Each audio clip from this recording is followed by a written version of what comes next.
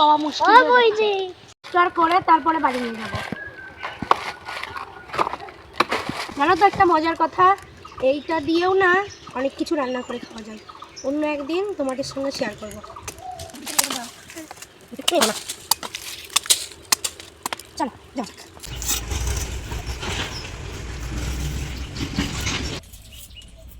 এই কচুটা আমি এখন ভালো করে কেটে ধুয়ে নেবো, ভালো করে কেটে নিই আগে, তারপরে ধোবো।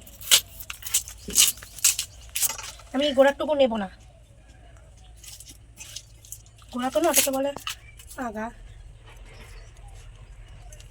এইভাবেই কাটলাম গোল করে, তারপর মাঝখান দিয়ে ফেলে নেবো। এগুলো একটু আমি ছিলে নেই।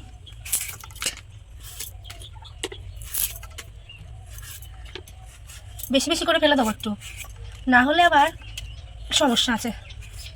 আশা করি গলা চুলকাবে না। এটাতে একটা মজার রেসিপি তোমাদের করে দেখাবো, তোমরাও বাড়িতে চেষ্টা করবে। এত সুন্দর একটা মজার রেসিপি না, এটা খেলে তোমাদের বারবারই খেতে ইচ্ছা করবে।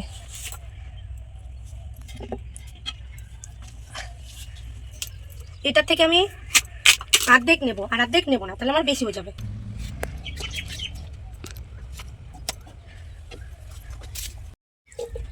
এটা আমি এখন ধোবো।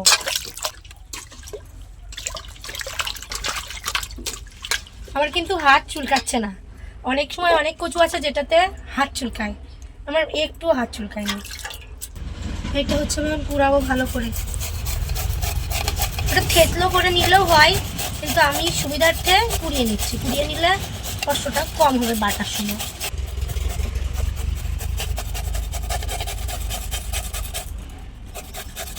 কচুগুলো হেভি সুন্দর, দেখো কি সুন্দর হয়ে যাচ্ছে। পুরো মনে হচ্ছে যে গ্রেট করা পনিরের মতো, পুরোটা ভাল লাগছে দেখতে।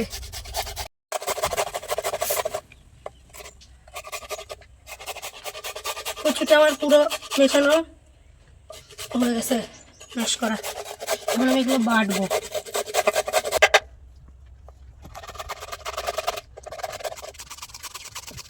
আমি এই অর্ধেকটা নারকেল নেব, আর অর্ধেকটা রেখে দিয়েছি।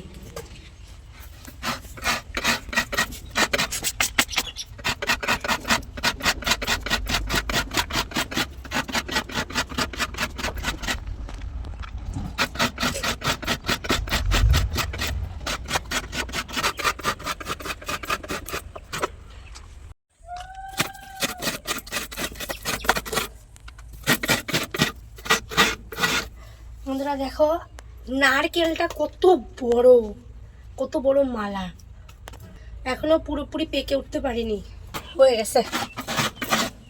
আর নারকেল কোড়া শেষ।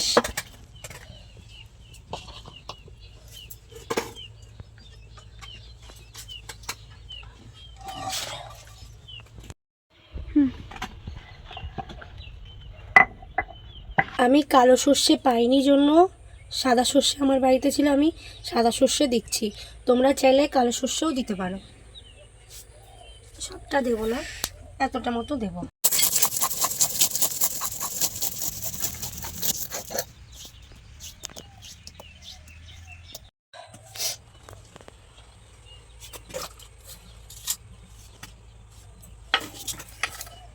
এতে আমি একটু লবণ দেবো। আমি তো দুটো শুকনো ঝালও নিয়েছি, আমার এই গাছের ঝালগুলো একটু কচি কচি লাগছিল তো, ওই জন্য।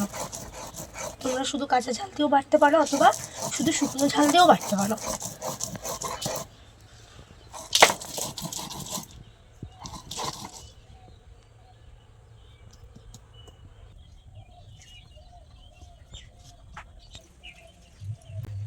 একটু চিপে নিচ্ছি।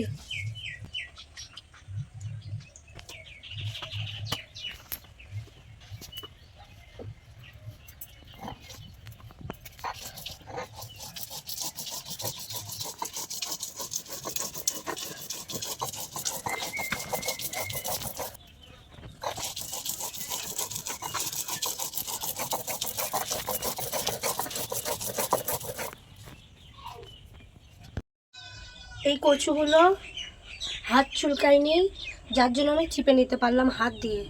আর যেসব কচুতে চুলকাবে সেসব কচু কোনো কিছুতে ভরে একটু চিপে তারপরে তোমরা বাটবা।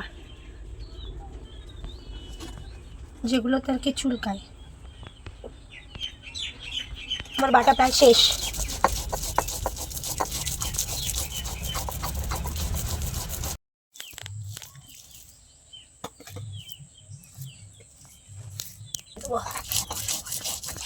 অর্ধ বাটা করে দেবো।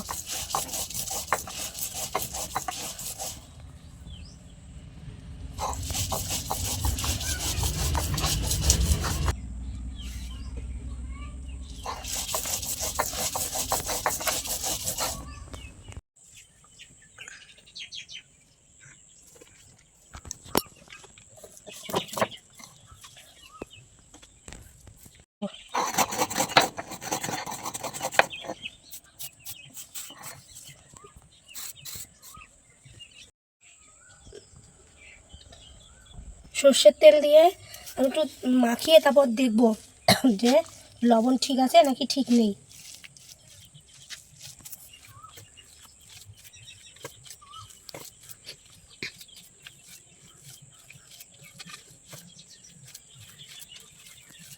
লবণ কম হয়েছে, একটু লবণ দেবো।